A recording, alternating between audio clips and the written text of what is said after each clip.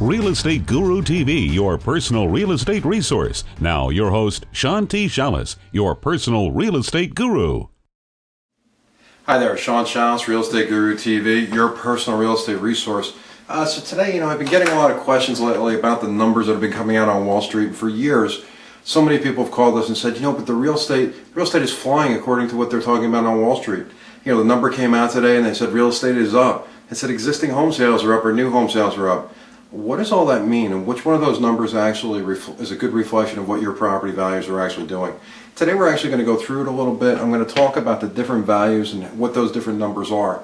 First and foremost, the numbers for April that you hear on the Wall Street, they're talking about actually March's it's a reflection of March's numbers.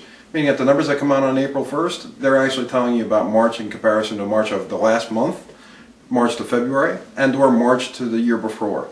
So first thing we're going to talk about, we're going to do this kind of in timeline order, if you will. The first number is the new home sales. Those are properties that actually went into contract anywhere between 3 months to 36 months ago, where somebody walked into a new project, they maybe even bought it off the drawings and looked at a set of drawings and said, I like this property. Many times people have gotten hurt in that situation, like in Florida, in those areas where they put up the deposit and the developer went broke. But there is people still buying new homes. As a matter of fact, the actual monthly number was up 67.7%. That's a huge increase, and that's a great sign that people are actually out buying new homes again. One of the interesting things, though, is if you look at the year over year, we're still down 21.9% from this time last year. Now remember, this is a reflection of March. We're going into April 1st. And if you remember, in April 30th is when, a year ago, they had a tax credit where if you bought a property and you made a certain amount of money, and you bought it within a certain amount of time, the government was going to give you an $8,000 tax credit toward buying the new home. If you're buying a second home, it was a prorated scale and you got a percentage back providing that you fit the criteria. The interesting thing is now, we don't have anything now. We're now stripped down to the actual market itself. There's no added incentives from the government or anything like that helping us to buy or sell our home. So let's take a closer look at this.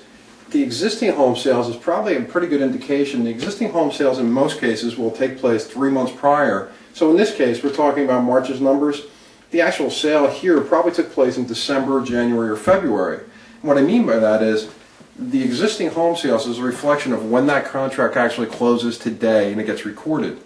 But it had the transaction where buyer and seller got together and said, I agree to this price, actually took place 3 months prior. So when you're looking at this number saying, hey, wow, compared to last month, sales are up 3.9%. The market is picking up. To a certain extent, that's true, but the challenge is that is not a reflection of April to February, from March to February. It's actually a reflection of in December, January, and February, the market was picking up a little bit. And rightfully so. People are seeing what their bonuses are. People are looking at their tax returns, and they're saying, hey, it's time to go buy a home. Let's go take a good look at this, honey. The funny thing is, year over year, we're down again 12%. Now, that could be a reflection of the tax credit that we're no longer getting, but still, that's a substantial number. It's almost a little disturbing to see that number that high. The next thing we're going to look at, in my opinion, in my professional opinion, is the most accurate indication of what the market is doing today. That's what we would call the pending home sales. Pending home sales are properties that have gone into contract but haven't closed yet, which means that buyer-seller got together, they signed a deal, but it hasn't closed, which means it probably took place within 30 to 60 days from today's date. And the reason being is they sat down, they came to terms, but they haven't finalized the contract. Maybe they have to get the financing or whatever has to be done in order to make that happen.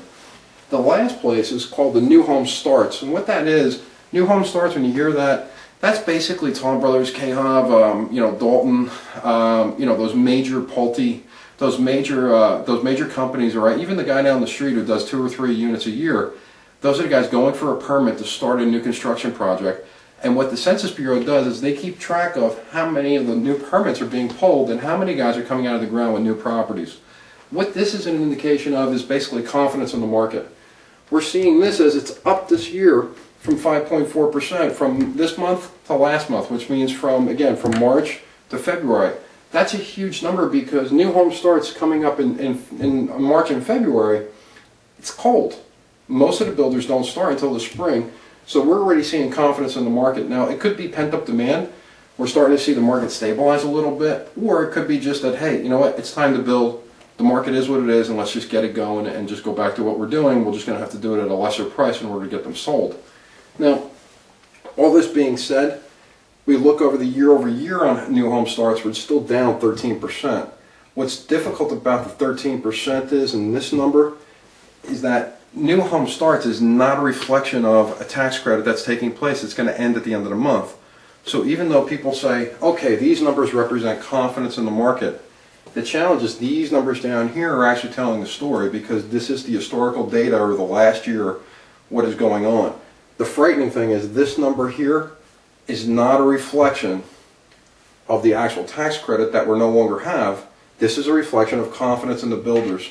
And we see a slight build up in the confidence, but the challenge is from a year ago, we're only seeing not even a little more than, a little less than 10% of them. Still don't think we're there yet.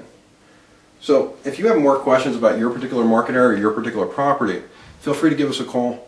My number is 855-734-8788. Again, it's Sean Shallis, your real estate guru, your personal real estate resource at www.realestategurutv.com. Look forward to seeing you on the other side, and look forward to seeing you next month.